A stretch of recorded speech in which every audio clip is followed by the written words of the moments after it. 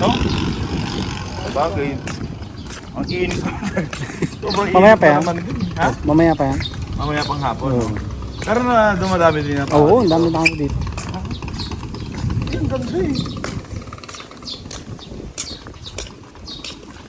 Yan talaga yung mga gawa oh. Diba? Dapat talaga stainless ang gagamitin mo pag sa mga parke. Dahil hindi talaga siya nakakalawang. Prone sa ano yan, katulad niya. Laging expose ng tubig, diba?